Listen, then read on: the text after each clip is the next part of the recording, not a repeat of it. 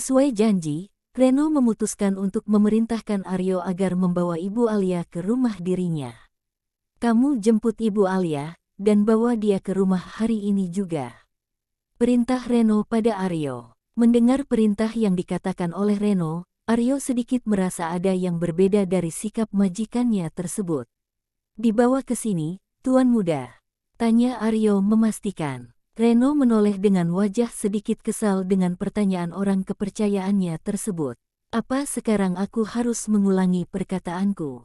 Tanya Reno dengan wajah kaku ke arah Aryo. Aryo langsung sadar bahwa sikapnya membuat Reno sedikit marah. Maaf, Tuan Muda. Saya hanya ingin memastikan. Karena perintah Tuan Muda hari ini sedikit berbeda, jawab Aryo dengan wajah takut. Sudah, lupakan. Sekarang, cepat laksanakan apa yang aku perintahkan. Jawab Reno dengan cepat, tanpa memberi penjelasan apapun kepada Aryo. Baik, Tuan Muda. Jawab Aryo dengan cepat. Setelah itu, dia pun langsung mohon diri untuk meninggalkan rumah majikannya tersebut.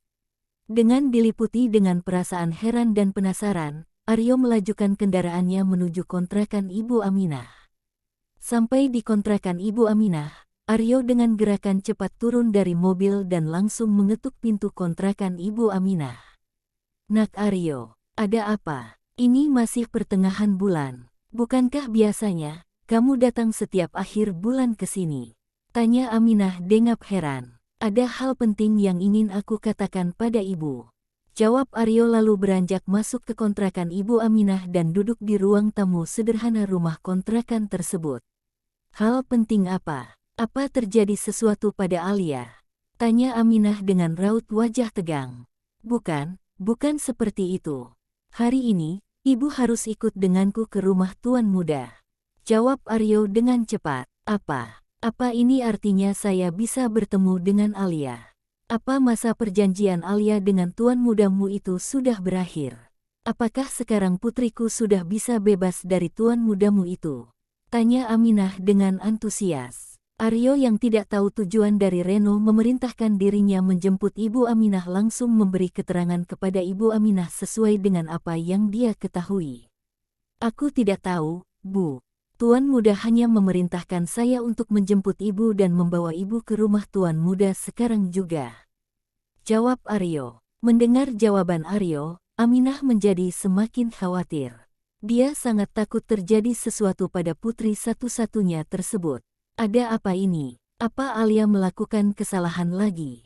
Apa dia akan semakin menghukum putriku? Sungguh, kasihan sekali putriku. Gara-gara aku, dia jadi terkekang seperti ini. Gara-gara aku, putriku menderita. Ucap Aminah dengan berurai air mata.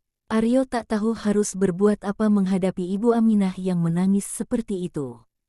Karena sebenarnya, dia juga merasa bingung dengan permintaan Reno yang sedikit berbeda dari biasanya. Selama ini, Reno selalu berusaha untuk memisahkan Alia dengan ibunya tersebut. Tapi pagi ini, tiba-tiba saja majikannya tersebut memerintahkan dirinya untuk menjemput Ibu Aminah dan membawanya ke rumah. Sudahlah, Bu. Aku memang belum tahu alasannya, kenapa ibu dipanggil untuk datang ke rumah Tuan Muda. Tapi, ibu tenang saja. Sepertinya ini bukanlah atas kesalahan Alia. Karena aku tahu betul, Tuan Muda tidak akan setenang itu saat memerintahkan diriku untuk menjemput ibu ke sini, jika dia tengah bermasalah dengan Alia. Ibu tenang saja. Berdoa saja, semoga semuanya baik-baik saja. Hibur Aryo pada Ibu Aminah. Aminah pun merasa sedikit tenang setelah dihibur oleh Aryo. Bagaimana keadaan Alia? Apa kamu bertemu dengannya?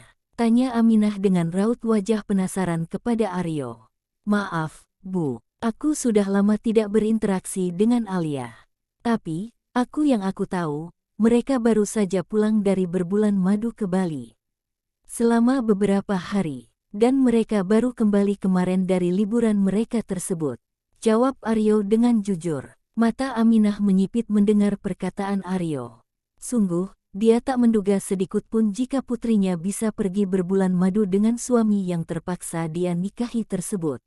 Apa Alia bahagia dengan pernikahannya? sehingga mereka bisa pergi berbulan madu segala? Tanya Aminah dengan heran. Aryo menarik nafas dalam mendengar pertanyaan Ibu Aminah yang tidak ada habisnya tersebut. Sudah, Ibu ganti pakaian agar kita bisa segera pergi ke sana. Di sana nantinya, Ibu akan bisa bertemu langsung dengan Alia. Ujar Aryo pada Ibu Aminah. Benarkah? Apa mereka mau mempertemukan aku dengan Alia? Tapi kenapa aku masih merasa sedikit takut untuk bertemu dengan mereka? Terakhir kali bertemu dengan tuan mudamu itu, dia sangat dingin dan kaku. Sepertinya dia sangat pemarah dan sulit untuk bersikap baik kepada orang lain. Ujar Aminah. Aryo tak bisa menampik perkataan Ibu Aminah, memang benar semua yang dia katakan. Reno adalah laki-laki yang sangat kaku dan tegas. Semua karyawan kantor sangat takut dan hormat kepada dirinya. Jangan pikirkan itu sekarang, Bu. Lebih baik, sekarang Ibu bersiap-siap. Jangan sampai mereka menunggu kita terlalu lama. Balas Aryo sambil melirik jam di pergelangan tangannya. Ya sudah, Ibu siap-siap dulu. Jawab Aminah. Dia pun langsung bangkit dari tempat duduk dan memasuki kamar kontrakannya untuk berganti pakaian. Sedangkan Aryo menunggu Ibu Aminah di ruang tamu rumah kontrakan tersebut. Ayo kita berangkat, ajak Aminah pada Aryo yang tengah asyik dengan layar handphonenya. Aryo menoleh kepada Ibu Aminah dan melihat bahwa Ibu Aminah sudah selesai bersiap-siap. Dia pun lantas menyimpan handphonenya ke dalam saku celana yang dia pakai lalu mengajak Ibu Aminah untuk segera pergi. Baiklah, ayo kita segera berangkat, ajak Aryo pada Ibu Aminah. Walaupun dengan perasaan cemas dan gelisah, Aminah berusaha untuk bersikap dengan tenang. Dia menaiki mobil yang dibawa oleh Aryo. Bismillah, semoga semuanya baik-baik saja. Ucap Aminah sambil menarik kembali pintu mobil agar bisa segera tertutup. Kita berangkat sekarang, Bu. Ajak Aryo. Baiklah, silahkan. Jawab Aminah dengan suara sedikit gugup. Aryo langsung menyalakan mesin mobilnya lalu tancap gas menuju kediaman rumah Reno. Dia tak ingin Reno menunggu terlalu lama. Dia juga tidak ingin dimarahi karena lama membawa Ibu Aminah ke rumah tuan mudanya itu. Sikap Lastri kepada Alia langsung berubah drastis. Setelah dia mengetahui bahwa Alia adalah putri dari sahabatnya sendiri bahkan pagi itu saat Alia hendak membersihkan rumah seperti biasanya, Lastri langsung mencegah. Apa yang akan dikerjakan oleh menantunya tersebut?